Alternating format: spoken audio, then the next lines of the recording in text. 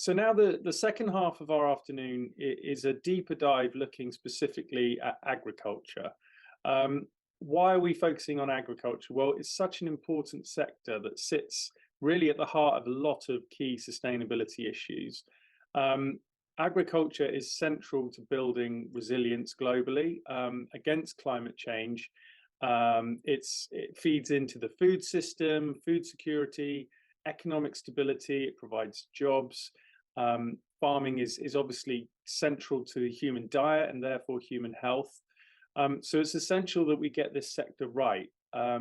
Agriculture is also part of the problem and part of the solution to a lot of the physical challenges we face in a changing climate. It's linked to biodiversity, the health of soil, resilience to extreme weather. Methane is a major issue. The transportation of food is a huge contributor to global emissions. Chemicals from fertilizers, pesticides, they're all having a really negative effect on soil health and biodiversity. So there's lots of moving parts to this, and it's really essential that we play our role as an insurance industry in trying to help build a more sustainable and resilient agriculture sector. So over the next hour, that's what we're going to be looking at. How can insurers play a role? But first, it's really important to identify where we're trying to get to. So what does the farm of the future actually look like? And that's why we brought in a brilliant guest to do a keynote Q&A with me before our panel session on agriculture. Helen Browning, OBE, who's Chief Executive of the Soil Association. And Helen has been advocating for change in the agriculture sector for a few decades now in various guises. She's also a farmer in her own right. She's transformed her family farm in recent years from traditional approaches to organic and regenerative approaches. So she knows firsthand what it takes to transform a farm into a more sustainable approach. And the Soil Association is a brilliant charity that does work that cuts across environmental and social issues, all linked to sustainability and resilience. So it's brilliant to have Helen here.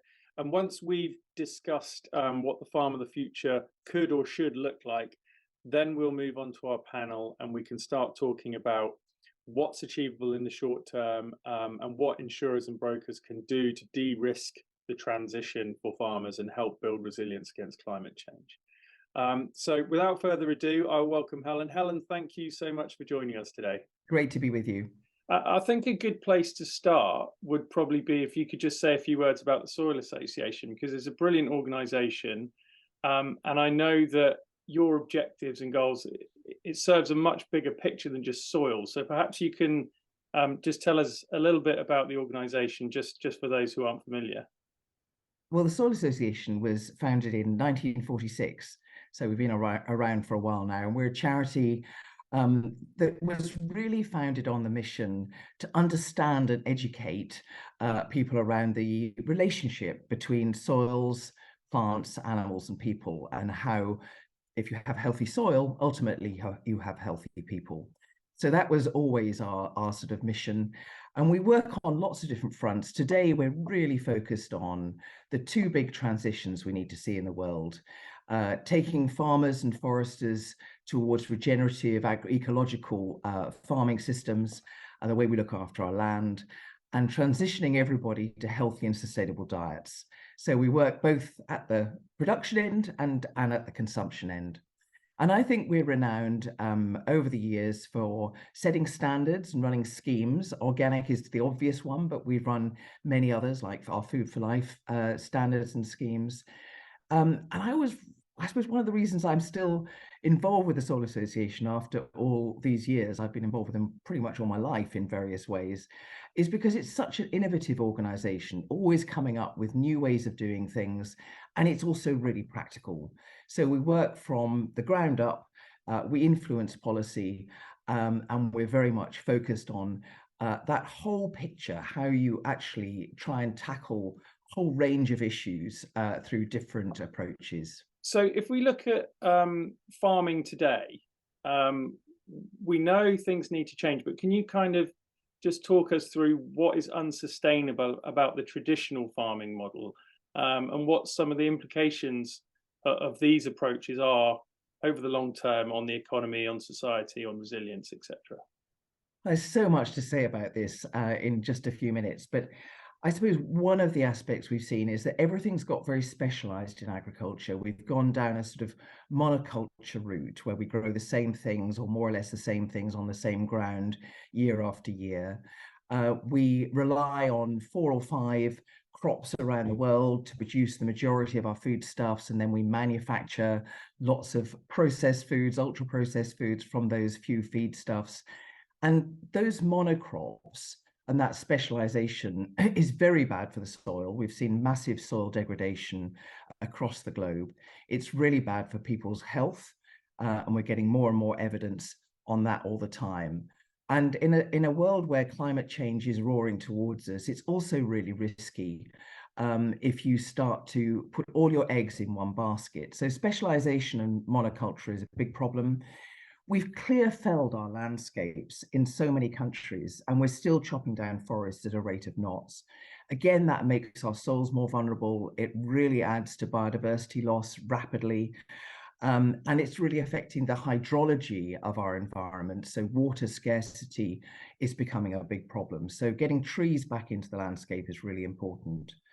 We've relied far too much on chemical inputs as a substitute for good husbandry. From nitrogen fertilizer to all the pesticides that we tend to use. And if you look back over the last 50 years, you'll see so many pesticides that at one time were being used on a really widespread basis in agriculture, then being discredited and found to be really harmful. But it's 20 years too late. And we've polluted our environment with these things. We've oversupplied nitrogen, reactive nitrogen into the system. And things like antibiotics we've overused in our industrial livestock systems so that we're getting resistance in human populations, and we're really affecting our own microbiome, and we're learning a lot more about that as we go too. Industrial livestock is both inhumane, but it also produces a lot of what the industry calls waste. But actually, those manures should be recycled back into the land, and you can do that if animals are living at lower intensity. And it's diverting masses of food that could be feeding people directly into feeding livestock. So industrial livestock's got a lot to answer for. And this has all led to a big biodiversity crash. And biodiversity, wildlife, is not just a nice to have. It's a really important part of the fabric of the environment which sustains us. So, there's just a few examples, and I could give many more, of all of the ways in which we're threatening our very existence on this planet through not looking after our soils, not looking after our environment. And with climate change, the risk levels around this are rising day by day. So without resilient soils and shade and shelter from trees, we won't be able to feed ourselves long term. That's going to lead to conflict over resources. It's going to lead to mass migration like we haven't seen before. We worried about a few small boats. We haven't seen anything yet. So we have fundamentally forgotten to look after the core resource that sustains humanity. And that is going to come back and bite us if we're not very careful. Let's flip it around. What does the farm of the future look like? What do we need to do to change this? Well, I think it's really important to say that there will never be one right model for the farm of the future. Everything has to be context specific. Depends on your geography, your social context as well. So there's not just one model that we need to be looking at, but I think it really is important to look at some of the kind of principles that our farms and the way we produce our food needs to adhere to over time.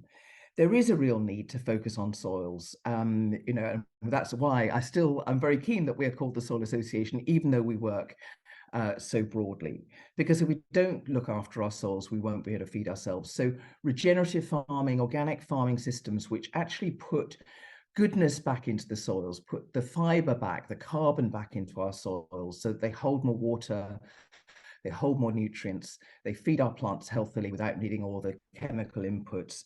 That's crucially important. We need to think about diverse cropping. Diversity is a really good thing to think about when you're looking at resilient systems. Don't put all your eggs in one basket. We can be growing a much wider range of crops, and that will be good for our health as well. And diversity in terms of people as well coming back onto the land. We need to be thinking about the circular economy within our farms. How do we become less reliant on importing lots of nutrients and products onto the farm when we can actually generate those naturally, the way like we do when we use nitrogen fixing plants like clovers and other leguminous crops to fix the nitrogen from the atmosphere, rather than making it in a factory in a way that is very fossil fuel inefficient. The farm of the future won't need many chemicals because it will have great soils, feeding its plants healthily, and won't be needing all these pesticides, insecticides, herbicides, which we know are so destructive. And for me, one thing that's terribly important, that it will give a good life to our farm animals. If we're going to farm animals, it's both ethically important that we look after them in the right way, but it's also in our self-interest too, because of the antibiotic problem that we've already talked about, and the pandemic risk. So we talk about livestock on leftovers, having animals that help regenerate our soils, do good things for our environment, manage and support biodiversity, but aren't competing with humans for food. Our farm of the future should be mopping up a lot more carbon than it emits. One of the only ways that we have to take carbon out of the atmosphere is through our land, through our soils, our trees, and obviously also through our oceans. So that is going to be a really big focus, I think, for farmers in the future. And clearly, it needs to be non-polluting. We need to make sure that our slurry isn't going into the watercourses, that we are actually looking after those resources well, and providing great access for people.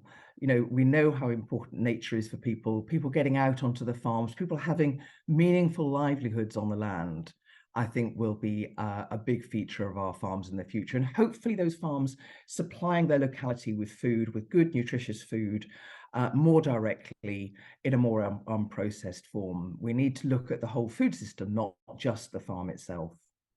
If we can transition to this way of farming on a wide scale, what some of the key benefits will be to society and the environment? I think they'll be enormous. I mean, farming can become part of the solution to things like climate change and biodiversity loss, rather than the big problem that it is today. So we need to really reverse our role in society. We can be feeding people really well. You know, the health of our products can be much better than it is today. We can be not polluting. Sounds like I'm phrasing everything in the negative, all the things that we're not going to be doing. But actually, you can see a future. You see it on farms in the UK today, which have been organic for a reasonable period of time, where nature is thriving, where people are really involved and active on the land, where there's succession because people want to come work there and kids want to come back to the farm, where there's a healthy rural economy from those thriving sort of nature-friendly farming systems.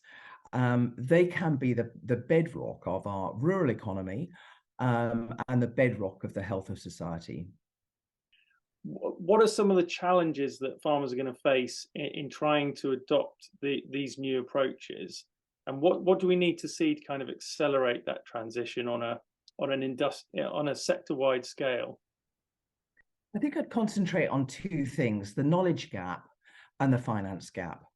And, you know, there's plenty of successful examples, you know, like some of our organic farms, of farmers doing this well. But there's an awful lot more we need to learn and do even better. And one of the challenges we've had historically is that most of the research funding goes into what people call wealth creating products, things that you're going to sell to a farmer, rather than the knowledge rich systems that we need to be supporting. So that's one of the reasons at the Soil Association why we started Innovative Farmers 10, 12 years ago now, which gives small, easy to access grants to farmers who want to get together to research a new challenge, a new opportunity. and supports them with a researcher, but it's really farmer-led approaches, which accelerates knowledge transfer really, really fast. But it also creates new knowledge, new ideas that are really in this vein of an agroecological transition.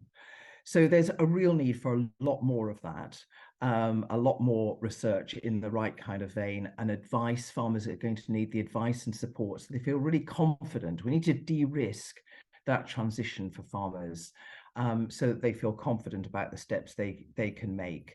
And things like soil association exchange is in that vein too, showing what the environmental metrics of a farm looks like and what they can best do in their context to improve. The second area is finance.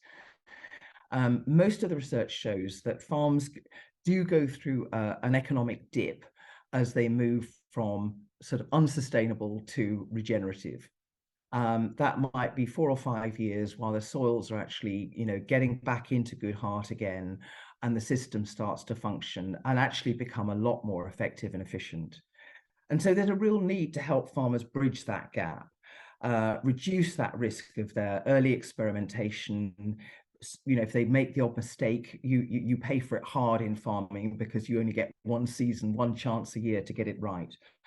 And so I think a combination of the new public money for public goods coming out of DEFRA post-Brexit, that's going to be really important. I think there are opportunities through green finance, things like biodiversity net gain, and then supply chains who really are going to need to think about where their food's coming from in the longer term. They've been able to pick and choose, source all over the globe, and they will probably still need to source stuff globally because we don't know where climate impacts are going to hit hardest, when, but actually really committing to their farmer groups. Farmers have now got options about doing other things.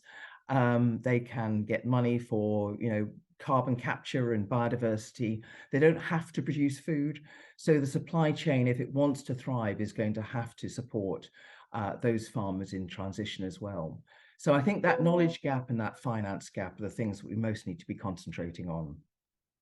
Well, hopefully we can address some of that finance conversation in the panel. And my final question before we get on with that is, how applicable are the concepts you're talking about beyond the UK, beyond Europe, all around the world, into the developing economies where there's different climates, where many, many people rely on very small farms to survive? What's the kind of global picture look like in terms of where we're trying to head? The benefits are even greater in many countries where soils are fragile and climate is even more erratic than it is here. There's lots of work showing that in places like sub-Saharan Africa, when you go down an organic or regenerative route and you build up your soils, you can use less inputs. Those inputs are held better within the soils, yields increase. So in the UK, we tend to think of when you go organic, or even sometimes when you go regenerative, that you're going to reduce your yields because the sort of status quo on that is a very high input system. In countries where they can't afford those inputs or where the soils are even more fragile, you quite rapidly get yield improvements beyond what they can achieve just using chemicals, if they can afford them, and in many cases they can't. So there's a really strong benefits in more vulnerable communities and climatic regions. And reversing desertification is going to be a big issue. Deserts have been encroaching on farmland for many decades now. And thinking about how we do that with trees and shade and animals, again, there's some great case studies of how we've been able to reverse desertification in these fragile economies.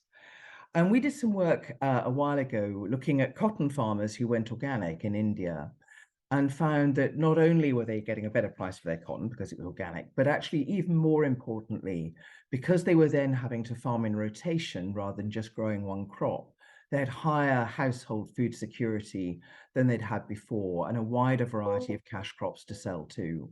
So these things are, they're important in a UK context, in a European context. They're probably absolutely vital in areas of the world where malnutrition, vulnerable soils and climate impacts are going to hit hardest. I mean, it really is a virtuous cycle that you're trying to create with this message and with this transition. So good luck to you with your continued work at the Soil Association. Thank you so much for taking the time to set the scene for us ahead of our panel. That was fascinating. Cheers. Well, it's great to be with you. And anybody who wants to know more about the work of the Soil Association, do get in touch. We'd love to engage with you. Great. Well, thanks again to Helen, and do visit the Soil Association booth, which you can find in the exhibitors area of the platform. There's more information on the charity, on Soil Association Exchange, and various links there. So do check that out. And now we're going to move on to the panel discussion. So we will be back in a few moments.